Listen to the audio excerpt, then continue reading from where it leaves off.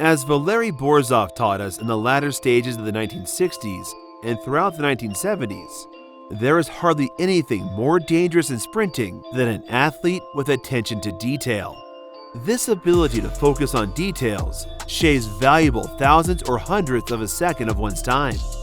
This ability is one that 19-year-old Micah possesses, and one that has led him to much success already on and off the track. Micah was making his presence felt from as far back as 2018, when he was 16 years old, anchoring the United States World Under-20 team to gold in the 4x100 meter relay. Interestingly, he was given the task of anchoring despite being fourth at the National Under-20 Championships.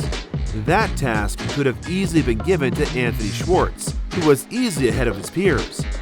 However, Micah took the opportunity to bring the team through to 38.88, the fourth fastest time in history. So we're bringing away Mika Williams, unless Jamaica can catch them. The US have a gold, 38.88, Jamaica was second. The wait is over for the USA. It's 6 4x100 meter men's relay victories in successive events for the United States of America. The young man continued to make his mark in the history books the next year when he ran a 60-meter time of 6.60 seconds while he was a high school junior. Looking at the fact, the fastest American that year ran 6.50. It made what he did at the age of 17 even more impressive. Keep in mind that 60-meter run also placed him above some notable names on the all-time list for juniors. The likes of Justin Gatlin, Abdul Hakim Sonny Brown, Filippo Tortu, and even Trayvon Bromell. Despite those notable performances, it was in 2021 that he was really noticed by the sports fans.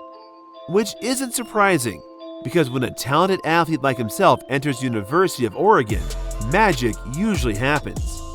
The university has created a plethora of stars, from the likes of Mike Boit, 800-meter Olympic medalist, to Ashton Eaton, a world record holder in the decathlon. So when Micah took over the 60-meter event in his first collegiate season, nobody should have been shocked.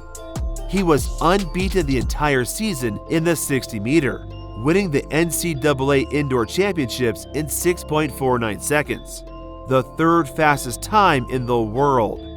The only two men who went faster were Marcel Jacobs, the eventual Olympic champion, and Trayvon Bromell, a former world indoor champion. It should also be noted that his winning time was the third best to ever win the event. The two guys to win with faster times are Christian Coleman and Ronnie Baker. Immediately outdoors, he ran a new personal best, dropping his previous best 100-meter from 10.21 to 10.03 seconds. And this was done in a negative headwind. His immaculate indoor form showed through his outdoor improvements, but he was unable to be as dominant in the 100-meter as he was in the 60-meter, only managing to grab a bronze in the NCAA Outdoor Championships. He lost to Terrence Laird and Sean Moswangani after leading for majority of the race, a very good sign that he has something special to offer to the sport. Outside in lane 8, Makai Williams. And that loud ovation is because he trains here every day as a University of Oregon star. 9 days later, he went on to run a blistering 9.91 seconds to finish 5th in the 100-meter final at the U.S. Olympic Trials, going down as one of the fastest 19-year-olds in history. That meant he was listed as part of the 4x1 relay squad for the Olympics, making him one of the youngest to make the team as well. Micah, in just a single year of intercollegiate competition, proved he might be one to watch for the future. His acceleration is unmatched on the collegiate level and is already one of the best in the world. We've seen some great young sprinters over the years, and while Micah might not be getting the attention as some of them, he surely can be the most lethal of the upcoming sprinters.